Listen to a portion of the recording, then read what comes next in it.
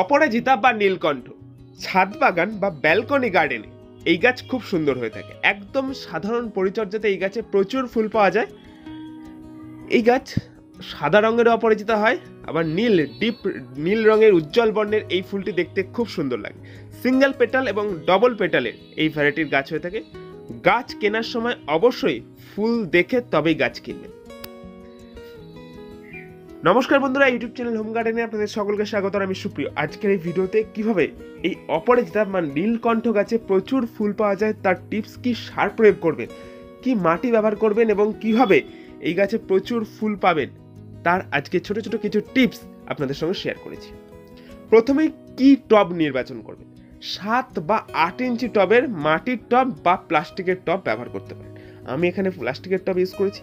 মাটি কি নেবেন, দেখুন খুব সুন্দর আমি একটি ফুল দেখে গাছটি কিনে এনেছি, একদম সুস্থ সবল হেলদি গাছ। এরকমই চারা নির্বাচন করবেন।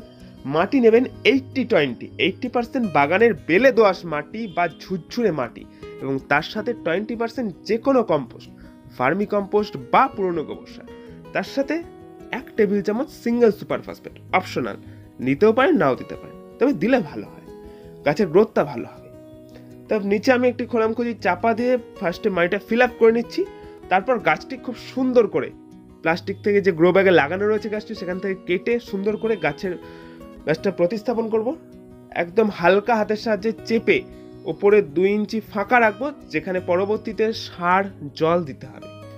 তারপর গাছটি প্রতিস্থাপনের পর গাছে একদম ভরপুর জল দিয়ে দিন। এরপর গাছ কোথায় রাখবেন, যেখানে ব্যালকনিতে আপনি গার্ডেন করছেন, বারান্দায় বাগান করছেন, সেখানে যেন মিনিমাম 3-4 ঘন্টা রোদ আসে এবং বাকি সময়টা উজ্জ্বল আলো আসে। এবং ছাদে যদি করেন তাহলে হালকা ছায়া জায়গায় রাখতে পারেন 4-5 ঘন্টা, যেখানে রোদ আসছে এবং বাকি সময়টা উজ্জ্বল আলো আসছে। এই গাছ ফুল সানলাইটে না দিলেও হবে, আর ফুল সানলাইটে দিলেও কোনো অসুবিধা নেই।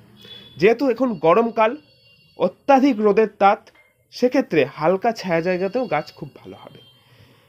প্রত্যেক দিন গাছে বুঝে জল দিতে হবে। গাছের মাটি যখন শুকিয়ে যাচ্ছে তখনই গাছে জল দেবেন। এবং প্রত্যেক দিন এই গরমকালে চেষ্টা করুন বাকি যে সমস্ত গাছ রয়েছে সেই সমস্ত গাছের জন্য এটাতেও স্নান করিয়ে দিন। সকালবেলা এবং বিকালবেলা একদম ভরপুর স্নান করিয়ে জল দিন গাছে। এবং দেখতে হবে যেন মাটি শুকোচ্ছে, অর্থাৎ গাছের শিকড়, গাছের রুট ভালো আছে। এরপর আসি গাছে কি খাবার দেবেন, কি সার দেবেন। গাছ প্রতিস্থাপনের 7 দিন বাদে দেখছেন নতুন পাতা ছাড়ছে। এই গাছ লতানো গাছ, যখন এই পাতা ছাড়ছে তখন 4টে খুঁটি, বাঁশের খুঁটি দিয়ে একটি মাচা করে দিন সুন্দর করে। তাহলে দেখবেন গাছটি লতিয়ে লতিয়ে খুব সুন্দর লতিয়ে প্রচুর ফুল দিচ্ছে।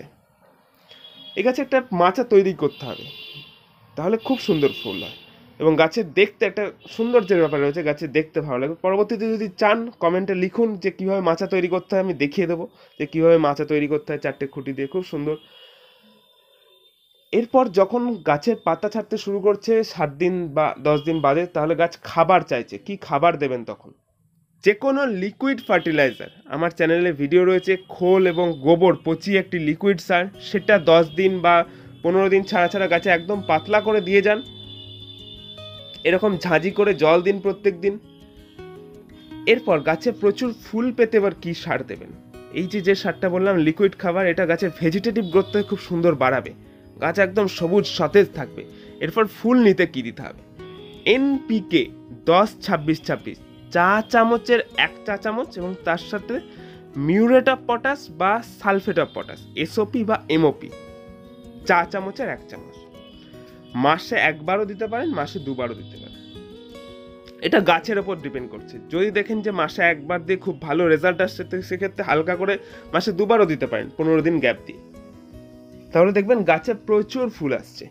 এবং একটা জিনিস খেয়াল রাখতে হবে, গাছে হালকা হালকা করে পিঞ্চিং করতে দিতে হবে। যখনই দেখছেন যে গাছটা বুশি হয়ে গেছে, হালকা করে গাছের মাথাগুলো ছেটে দিতে পারেন। পুরনো ফুল বীজ সেগুলো কেটে বাদ দিয়ে দিন। এরপর এই গাছে কি রোগ পোকা হয়। এই গাছে রোগ পোকা বলতে মিলিবাগের আক্রমণ হয় বা কখনো কখনো চষি পোকার আক্রমণ হয়। তখন দেখবেন গাছের ওপরের দিকের পাতাগুলো কুঁকড়ে যাচ্ছে, পাতাগুলো হলুদ হয়ে যাচ্ছে। প্রতিকার হিসাবে কি করবেন। ইমিডাক্লোপিড কম্পোজিশনের ওষুধ অ্যাডফায়ার বা কনফিডার বা একতারা বা কাকা, এর মধ্যে যে কোনো একটা যেটা হাতের কাছে রয়েছে বাগানে, সেটাই 1 গ্রাম প্রতি 2 লিটার জলে অথবা 1 ml প্রতি লিটার জলে গুলে গাছে স্প্রে করুন। তাহলে দেখবেন গাছের আক্রমণ ক্লিয়ার হয়ে যাচ্ছে। আক্রমণ যদি বেশি হয় সেক্ষেত্রে 3 দিনের গ্যাপে অল্টারনেটিভ কম্পোজিশনে আরও একটা ওষুধ স্প্রে করে দিন। তাহলে দেখছেন আর গাছে কোনো রকম সমস্যা থাকছে না। আর যেভাবে সার প্রয়োগের কথা বললাম ঠিক সেইভাবে সার প্রয়োগ করুন, পরিচর্যা করুন, গাছে প্রচুর ফুল ফুটবে।